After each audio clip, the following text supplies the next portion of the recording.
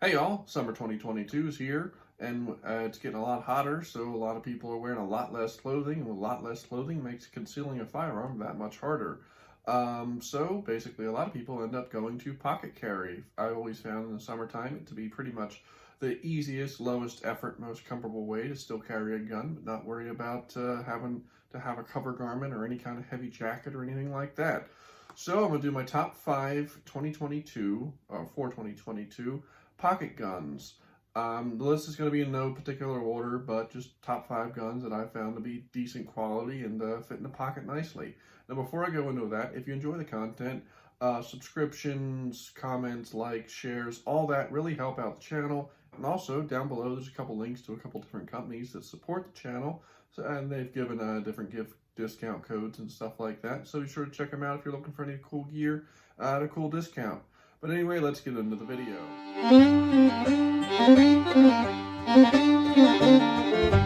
Now to the list. You might notice I look different. Next day, I had to stop filming and start fresh. So here we are. Anyway, number 1, the Ruger LCP Max.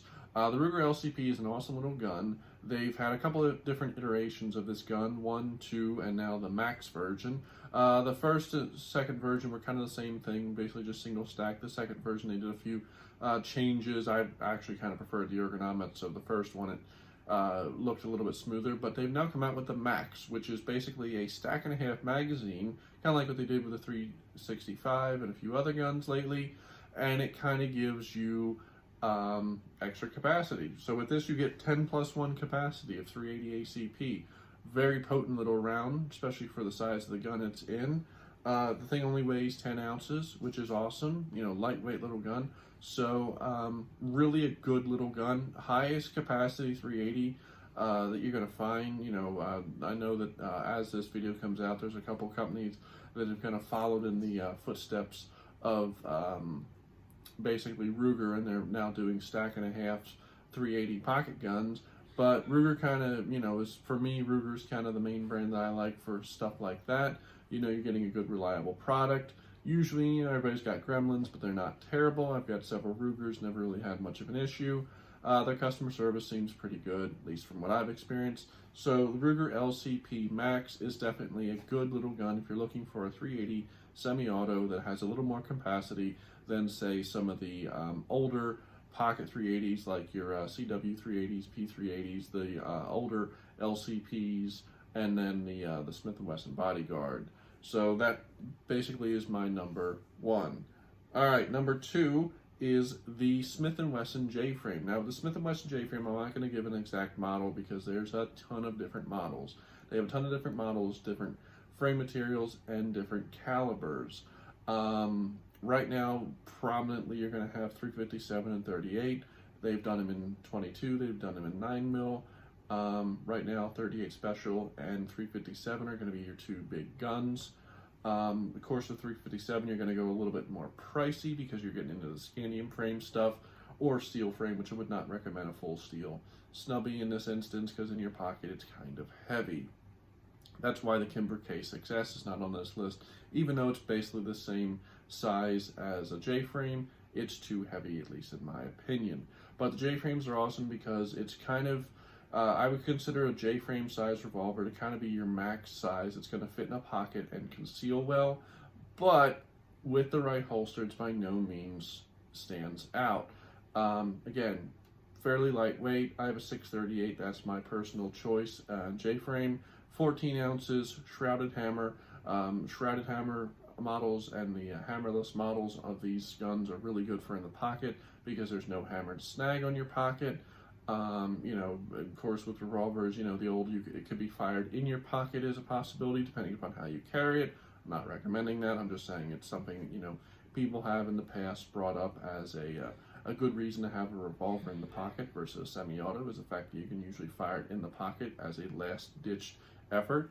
But 5 shots, you know, generally going to be 5 shots, you know, fairly lightweight and everything. J-frame, you know, probably as far as on this list, it's the oldest gun on this list. So it has a very nice, long, proven track record. They make all different versions, different grips. You can get grips, aftermarket grips and parts for them are crazy. You know, they're J-frames. You can get everything from Stag all the way up to rubber, Hogue, G10, fancy wood, ivory, you know, fake ivory, I should say. You name it, it's out there. So the J-frame is definitely a good option if you're looking for something that's had a long track record of being a decent gun and has options for, you know, different things, there are versions that you can swap out sights, but the standard version you can't. So moving on, number 3 is the Ruger LCR. Now the Ruger LCR, this is for people that don't like Smith & Wesson J-frames. J-frame, while it's a good gun, there are some drawbacks. One, modern Smith has had, you know, there are some talks of quality control with Smith & Wesson. I won't get into that too much in this video, but, you know, there are some people that have had issues, including myself, so I don't really actively promote Smith & Wesson, but the J-frames seem to be pretty solid. I think most of the issues they seem to have are with some of the bigger guns, but the J-frames are pretty solid. But the LCR is a great alternative to that for a couple of reasons. Their trigger is a lot nicer. It's a smoother trigger than the J-frame. J-frame trigger after a while will break in, but you know, mine after a couple hundred rounds, it's smoothed out, and now I've put, you know, probably over 1,000 rounds through it, and it shoots just fine. But if you're looking for something that you don't want to have to shoot a bunch to get it to be smooth, LCR is definitely a good choice in that aspect. Caliber wise, you're looking at 357 Magnum, 38 Special, 327 Magnum, 22 long rifle, and then 9mm. 9mm is nice because while it does operate off moon clips, so you have to have moon clips. It's nice because if maybe you're just doing this for the summer and your main gun is a semi-auto that's a 9mm, you don't have to go out and buy a new caliber. Whereas with a 38 or 357, if you're not used to shooting and carrying revolvers, you know, have a new caliber you have to source, especially in this climate. That's why it's a good, you know, good option for if that's something you're looking for. Guns are about the same weight, comparably to J-frame. You know, the 357 version is 17 ounces. You know, basically that's pretty standard. The 38 Special version is only 13 ounces. So, you know, right in there with J-frame weight. The grips on the Ruger, there's less options out there because it's a newer gun.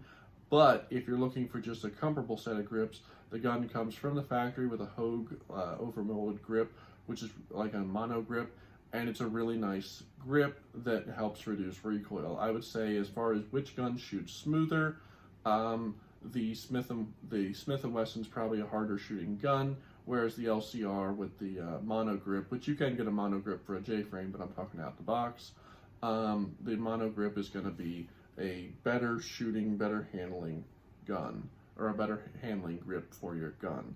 So the LCR is a good option if you're looking to avoid a J-frame. Fourth on the list is a SIG 365. Now the SIG 365 is a little bit newer. It's been out for a couple years now. And honestly, it kind of set the world on fire because of the whole stack and a half thing I was talking about earlier, and the fact that they got 10+1 capacity in a very small package. You know, basically at the end of the day, for pocket guns, your main enemy is going to be size. You know, I've seen people trying, oh, I can stick a full-size 1911 in my pocket. Yeah, you can, but try walking with it and try not getting noticed with it. At the end of the day, the goal of a pocket gun is to both be in your pocket and conceal in your pocket, and that's why I generally, when I go with pocket guns, I don't go anything bigger than a J-frame, because after that, while it might fit, it kind of becomes very obvious what you have in your pocket. But basically, the 365, they weigh about 17 ounces, 10+1 9mm capacity, which, you know, if you're a big fan of 9mm and you don't like going down to a lesser caliber like 38 Special or 380 ACP, which, you know, some people have very valid arguments for not going any lower than 9mm, you know, you do kind of get to at least keep that 9mm capacity while still being in a very small gun. So definitely, you know, and they do make a couple of extended mags for that, so if you wanted to carry it with the flush foot 10 rounder, you could then get the more extended mags you could carry, you know, in an opposite pocket or in another way. So the 365, they do now make a 380 version. In my mind, I would probably stick with the 9mm version. If it's something where if you can't handle the recoil of a 9mm, I'd probably get a smaller 380. Only because while 380, I think in most instances is going to be a fine caliber, there are smaller guns than the 365 in 380. Final gun on this list is a Glock. It's because I had to put Glock on here because everybody always asks about Glock, and a lot of people like Glock. I'm a big fan of it, but in fact, I'm going to put 2 Glocks on the list instead of 1. So the final one is the Glock 43 and the Glock 42. Main difference is the Glock 42 is a little bit smaller and is 380, where the Glock 43 is 9mm and a little bit bigger. And when I say a little bit, I mean a tiny little bit bigger, not a huge difference, but you know, depending upon how deep a conceal you want in your pocket, it's something you will notice. Both are 6+1 capacity, not the highest capacity on this list. Really, the Glocks, at the end of the day, I see these, and the reason they're on this list is because some people just like Glock. You know, it's something they've shot Glock 19, maybe they carry a Glock 19 or a Glock 17, that's what they know, that's what they like.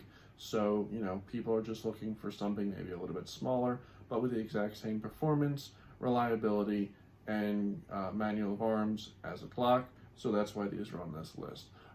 They're not the highest capacity, they're not the smallest size, and they're not the cheapest, but at the end of the day, if you get either of these guns, you'll get a good, reliable gun that should serve you well with no issues. You'll have the ability to put on different sights, and that's one of the big things people like about Glock stuff, is you can change out your sights, you can put in a different trigger if you want to.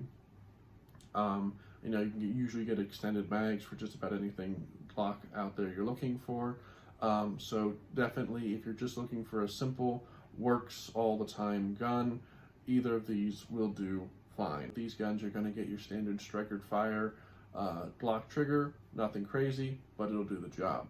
So that's pretty much my list. You know, put down below, what do you think? Is there a pocket gun that I missed on here that's amazing that I didn't talk about, or you know, something on this list, maybe something you already carry or are thinking about getting? But put down below and have a good day.